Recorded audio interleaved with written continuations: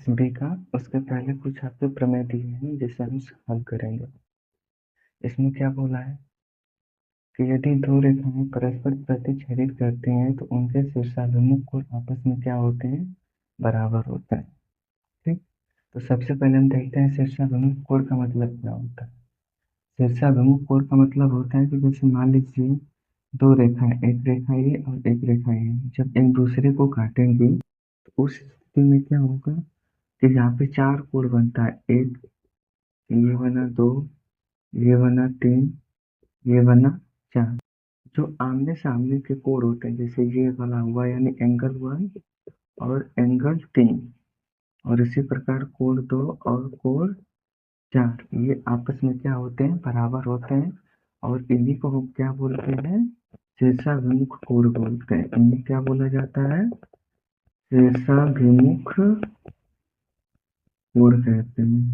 ठीक है, यानी जब दो रेखाएं एक दूसरे को काटेंगे, किसी बिंदु पर प्रतिच्छेदित करेंगे, तो उस स्थिति में इनके आमने सामने के कोण क्या होते हैं, बराबर होते हैं। मतलब ये वाला कोण इसके बराबर होगा और ये ऊपर वाला कोण ये नीचे वाले कोण के क्या होगा, बराबर होगा।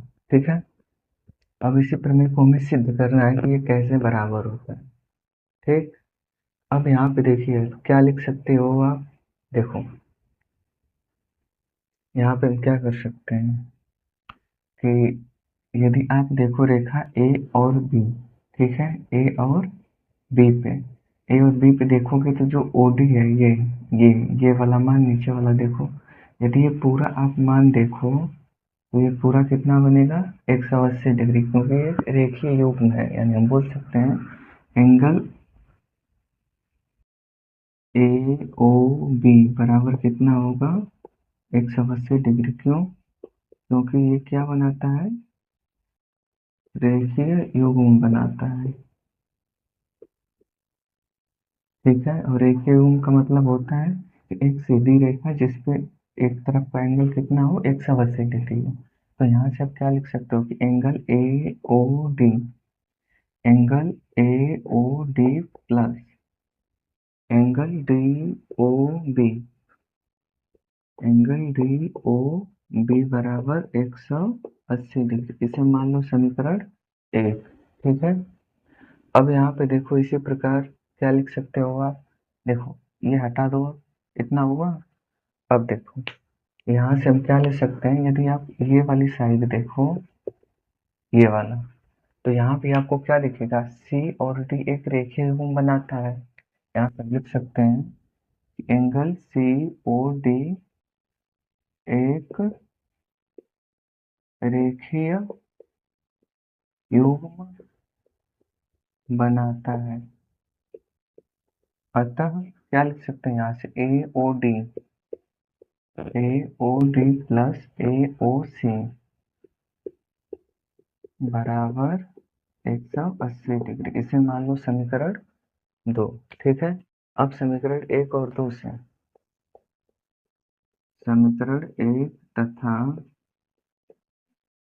समीकरण 2 से क्या बनेगा, क्या लिख सकते हो आप, A O D plus angle D O B बराबर किसके होगा, angle A O D plus angle A O C के बराबर होगा। तो यहाँ से देखो इसका एक साइड बराबर है, तो ये वाला साइड और ये वाला साइड भी आपस में क्या होंगे, बराबर होंगे। अब यहाँ पे देखो प्यारे बच्चों, कि जो आपका ए ओ डी है और ये ए ओ डी है, दोनों क्या हो जाएंगे, कट जाएंगे। तो बचेगा क्या, जब ये दोनों कट जाएंगे तो क्या बचेगा, एंगल डी ओ बी ये बराबर होगा एंगल ए ओ सी के। तो ध्यान से देखो, तो यहाँ पे हमारा क्या था, ए ओ डी बराबर क्या था, अरे यहाँ पे देखो डी ओ बी बराबर किसके है, ए ओ सी के। हमें पहला हमने सिद्ध कर दिया कि जो एंगल ए ओ डी बराबर है, एंगल ए ओ सी बराबर है, वो किसके बराबर है, एंगल डी ओ बी के क्या है, बराबर है। ठीक है, अब हम इसी का ये दूसरा वाला सिद्ध करके दिखाएंगे आपको। जैसे यहाँ पे देखो हमने इतना तो सिद्ध कर दिया, ये वाला हमने क्या कर दिया, सिद्ध कर दिया पहला वाला, कि जो एंगल AOC है, मतलब ये वाला कोण और ये वाला कोण आपस में क्या है, बराबर है। क्यों बराबर है? क्योंकि ये शीर्षाभिमुख कोण है, और शीर्षाभिमुख कोण आपस में क्या होते हैं, बराबर होते हैं। हमने इसे प्रमेय से क्या कर दिया, सिद्ध कर दिया। अब हम देखते हैं इसका दूसरा। ठीक है, तो दूसरा वाला यदि आप इसे देखो, यानी दूसरा वाला आप इसे कैसे सिद्ध करोगे। ठीक, तो अब आ जाओ प्यारे बच्चों, यहाँ पे हमें देखो क्या बोला है कि COB, मतलब हमें क्या लेना है, COB, ये ऊपर वाला कोण लेना है जो बराबर किसके होगा, AOD के क्या होगा, बराबर होगा। ठीक, अब हम क्या देख सकते हैं यहाँ पे, देखो angle angle AOB, angle AOB बराबर कितना होगा, 180 डिग्री, क्योंकि एक सीधी रेखा है। देखो AOB ये सीधी रेखा है, तो सीधी रेखा पे टोटल एंगल कितना बनेगा, 180। क्यों? क्योंकि ये क्या होता है, रेखीय युग्म बनाता है। ठीक है, अब यहाँ से देखो, अब क्या लिख सकते हो, angle AOC, angle AOC plus angle COB, angle COB बराबर 180 डिग्री। इसे मान लो समीकरण, देखो COD, COD एक रेखीय युग्म बनाता है। जब रेखीय युग्म बनाएगा तो इस स्थिति में ये पूरा कोण कितना होगा, ये वाला आप देखो, ये पूरा कोण कितना होगा, तो आप क्या लिख सकते हैं, पूरा कोण होगा आपका 180 डिग्री। और यहाँ से हम क्या लिख सकते हैं, angle AOC plus angle AOD, angle AOD ये बराबर कितना होगा, 180 डिग्री। इसे मान लो समीकरण 2। अब समीकरण 1 और 2 से, समीकरण 1 तथा 2 से दोनों को देखो, तो एक एक साइड बराबर है तो दूसरा साइड भी क्या होगा, बराबर होगा। यानी लिख सकते हैं angle AOC plus angle COB बराबर angle AOC plus angle AOD, ये वाला मान और ये वाला मान बराबर होंगे। देखो AOC से AOC कट गया, तो यहाँ से क्या बचा, एंगल COP बराबर होगा एंगल AOD के। ये आपका दूसरा वाला है, ठीक है ना। AOD बराबर किसके है, COB के बराबर है। यानी हम बोल सकते हैं कि जब दो रेखाएं एक दूसरे को प्रतिच्छेदित करती हैं, मतलब किसी बिंदु पे काटती हैं दो रेखाएं एक दूसरे को, तो उनके आमने सामने के कोण क्या होते हैं, बराबर होते हैं। और इन आमने सामने के कोण को ही हम क्या बोलते हैं, शीर्षाभिमुख कोण बोलते हैं।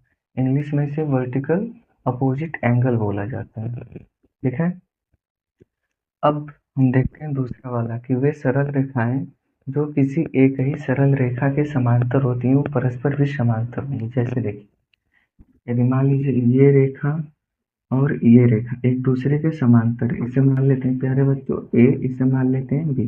देखो A समांतर है किसके, B के। ये जो आपको चिन्ह दिख रहा है ये समांतर का चिन्ह होता है। समांतर रेखाएं होती हैं तो ऐसे सीधा ऐसे चिन्ह खींच देते हैं। ठीक है, डबल रेखा ए और बी समांतर है, और यहाँ पे हम बोल दिए हैं कि बी और सी आपस में क्या है, समांतर है। तो हम यहाँ से लिख सकते हैं कि जो रेखा ए होगी वो सी के क्या होगी, समांतर होगी। ये आपका दूसरा प्रमेय है कि जब एक रेखा किसी दूसरी रेखा के समांतर हो, दूसरी रेखा किसी तीसरी रेखा के समांतर हो, तो उस स्थिति में पहली रेखा और ये रेखा दोनों आपस में भी क्या होंगी, समांतर होंगी। जैसे यहाँ पे देखिए प्यारे बच्चों, जो L है वो N के समांतर है। ठीक है, दिया है, ये आपको दिया है। ठीक है, ये आपको क्या दिया है कि जो L है वो M के समांतर है, और जो M है वो N के समांतर है। तो उस स्थिति में M और N भी क्या होंगे, समांतर होंगे, या फिर L और M भी क्या होंगे, समांतर होंगे। देखो L और N तो समांतर है ही पहले से, M और N भी समांतर है, लेकिन हमें ये सिद्ध करना है कि L और M दोनों आपस में क्या होंगे, समांतर होंगे। तो इसे आप कैसे हल करोगे, तो इसके लिए प्यारे बच्चों अब देखिए, एक होता है संगत कोण। क्या होता है, संगत कोण। ठीक है, क्या होता है आपका संगत कोण। संगत कोण का मतलब क्या होता है, जैसे मान लीजिए ये दो रेखाएं हैं, ठीक, और इसे कोई तीसरी रेखा काट रही है, तो ये वाला कोण और ये वाला कोण क्या कहलाते हैं, आपके संगत कोण कहलाते हैं। और ये दोनों आपस में क्या होंगे, बराबर होंगे। क्यों बराबर होंगे, क्योंकि आप ऐसे देखो, ये एक सीधी रेखा है और इसे ये रेखा काटेगी, आपको पता है कि ये जो एंगल बनेगा, और यहाँ पे एक सीधी रेखा और खींच देते हैं ये, और ये दोनों बिल्कुल पैरेलल है, तो ये तो कहीं से ना तो ज्यादा इधर झुक रही ना तो इधर झुक रही, ये तो अपने इसी पाथ पे चल रही है ना, देखिए यही रास्ता है इसका। तो जब ये एक क्षैतिज रेखा से ये जितना कोण यहाँ बनाएगी उतना ही कोण क्या होगा, यहाँ भी बनाएगी। यदि मान लीजिए यहाँ 60 डिग्री बना रही है तो ये एंगल भी कितना होगा, 60 डिग्री ही होगा। ये आपका संगत कोण होता है और ये आपस में क्या होते हैं, बराबर होते हैं। ठीक है, अभी हम आगे पढ़ेंगे संगत कोण के बारे में, लेकिन उसके पहले ये हम प्रमेय सिद्ध कर लेते हैं कि वे सरल रेखाएं जो किसी एक ही रेखा के समांतर है, सरल रेखाएं जो किसी एक ही रेखा के क्या है, समांतर है, तो वो परस्पर भी क्या होंगे, समांतर होंगे। जैसे यहाँ पे देखिए पहला स्थिति क्या दिया है, स्थिति पहला है कि एल पैरेलल किसके है, एन के, ठीक है, यल जो है पैरेलल है एन के, तो यहाँ से हम बोल सकते हैं इस प्रकार जो एंगल एक्स होगा वो जेड के क्या होगा, बराबर होगा। एंगल एक्स बराबर एंगल जेड, क्यों बराबर होगा प्यारे बच्चों, क्योंकि ये क्या है, आपके संगत कोण है। ठीक है, संगत कोण आपस में क्या होते हैं, बराबर होते हैं। अब यहाँ पे देखिए आप दूसरी स्थिति, दूसरी स्थिति क्या दी है, एल पैरेलल है किसके, और कहाँ गया, दूसरी स्थिति है एम पैरेलल एन में, एम पैरेलल एन से, तो यहाँ से क्या आ जाएगा, एम और एन पैरेलल है, तो जो y का मान होगा वो z के क्या होगा, बराबर होगा। यानी हम लिख सकते हैं एंगल y बराबर एंगल z। ठीक है, इसे मान लो प्यारे बच्चों समीकरण 1 और इसे मान लेते हैं समीकरण 2। तो ध्यान से देखो, तो समीकरण 1 तथा समीकरण 2 से एक एक साइड बराबर है, लेफ्ट साइड बराबर राइट साइड बराबर, राइट हैंड साइड क्या है, बराबर है, अतः लेफ्ट हैंड साइड भी क्या होगा, बराबर होगा। यानी हम लिख सकते हैं यहाँ से कि जो एंगल एक्स होगा वो एंगल वाई के क्या है? बराबर है, अतः रेखा एल पैरेलल किसके है, यही जो पैरेलल है, क्योंकि एक्स और वाई का मान बराबर हो गया, तो जब ये मान बराबर हो गया तो जाहिर सी बात है दोनों रेखाएं क्या होंगी, समांतर होंगी। ठीक है, या फिर ऐसे समझो, देखो यदि दो रेखाएं समांतर होंगी तो उनके संगत कोण बराबर होंगे, और यदि उनके संगत कोण बराबर हैं तो रेखाएं क्या होंगी, समांतर होंगी। चाहो तो यहाँ पे लिख सकते हो, यानी यदि संगत कोण बराबर हैं तो रेखाएं परस्पर क्या होती हैं, समांतर होती है। तो ये आपका दूसरा प्रमेय था। ठीक, पहला प्रमेय क्या है, यदि दो रेखाएं एक दूसरे को प्रतिच्छेदित करती हैं तो आमने सामने यानी शीर्षाभिमुख कोण बराबर होते हैं। और यहाँ पे क्या होता है कि यदि दो रेखाएं किसी एक ही रेखा के पैरेलल हैं तो वो आपस में भी क्या होगी हैं, समांतर होती हैं। ठीक है, ये आपका दूसरा प्रमेय था और ये आपका पहला प्रमेय था। अब इसके आगे हम देखते हैं कि संगत कोण बता ही दिए, एकांतर कोण देखना है आपको, उसके बाद हम अपने एक्सरसाइज पे चलते हैं। ठीक है, तो आप लोग इसे लिख लीजिए।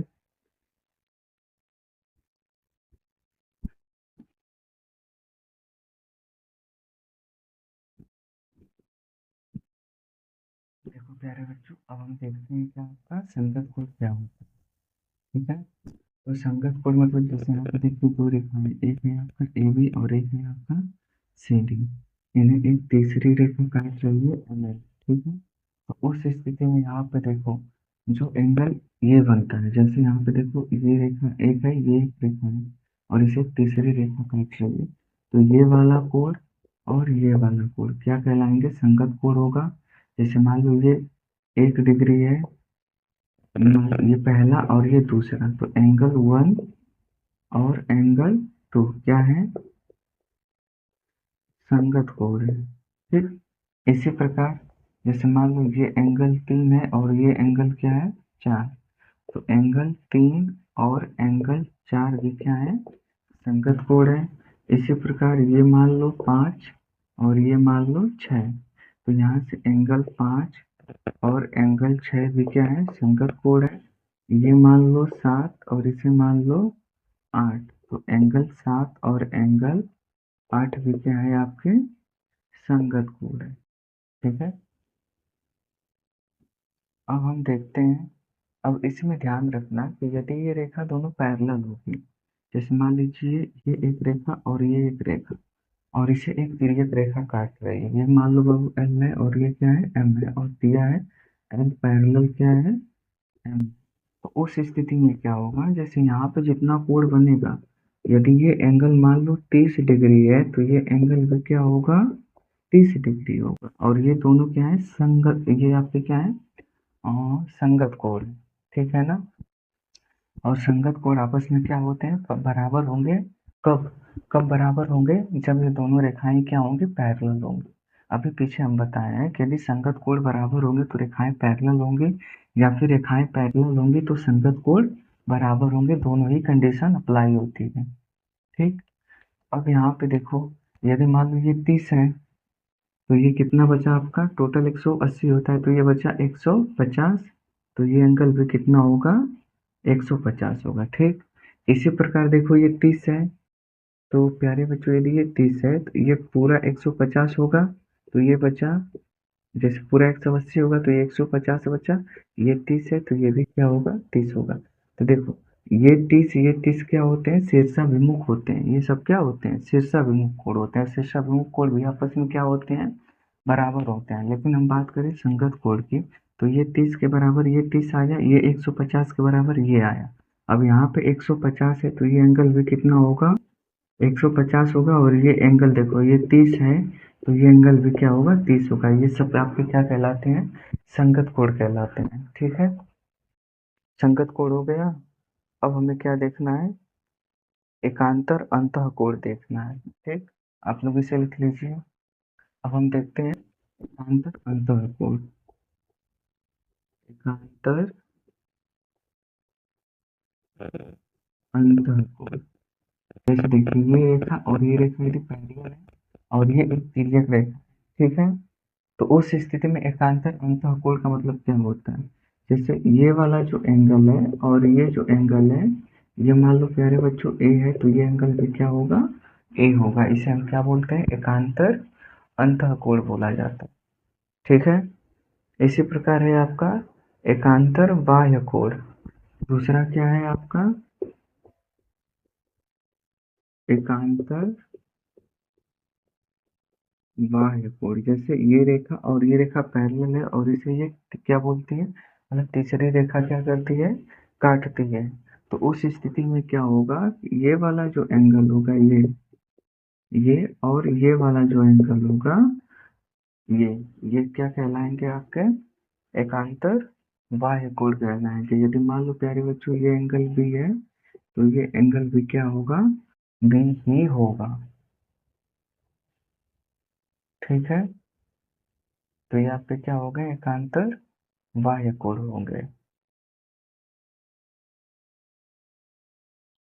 और एकांतर बाह्य कोण भी क्या होते हैं, बराबर होते हैं। जैसे ये एंगल जितना होगा ये एंगल भी उतना होगा, ये एंगल जितना होगा ये एंगल भी उतना ही होगा। ठीक,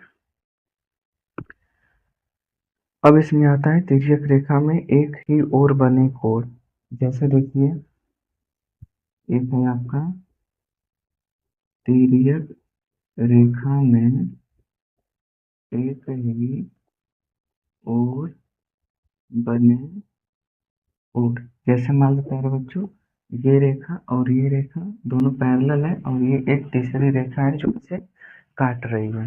तो ध्यान रखना, एक ही ओर का मतलब क्या है, जैसे मान लो ये जितना एंगल है और ये जो एंगल है, जैसे मान लो ये एंगल ए है, ये एंगल बी है, तो यहाँ से जो ए और बी का योगफल होता है वो किसके बराबर होता है, 180 के बराबर होगा। इसी प्रकार यदि मान लो ये सी है और ये क्या है, डी है, तो यहाँ से क्या होगा, सी और डी का मान भी किसके बराबर होता है, 180 के बराबर होता है, क्योंकि ये क्या होते हैं, संपूरक कोण होते हैं। यदि इसमें इसे जोड़ दिया जाए तो ये 180 के क्या होंगे, बराबर होंगे। यहीं से आप देख सकते हो, जैसे यहाँ पे देखो ये 150 था, तो ये कितना है, 30 है। जैसे ये दोनों देखो, ये वाला कोण और ये वाला कोण, यदि ये 150 है तो ये कितना आया, 30 आया। दोनों को जोड़ेंगे तो किसके बराबर होगा, 180 के बराबर होगा। यानी ये कोण क्या होते हैं, एक दूसरे के क्या होते हैं प्यारे बच्चों, संपूरक होते हैं। और संपूरक कोण होता कितना का है, 180 डिग्री का होता है। ठीक है, तो ये कुछ आपके क्या थे, थियरी थे, कुछ एंगल्स थे। उम्मीद करता हूँ आप इसे अच्छे से पहचान लेंगे और आप जो क्वेश्चन दिए हैं उसे आप सॉल्व भी कर सकते हैं। रही बात क्वेश्चंस की, तो अब उसे हम अगले वीडियो में क्या करेंगे, कवर करेंगे। तब तक के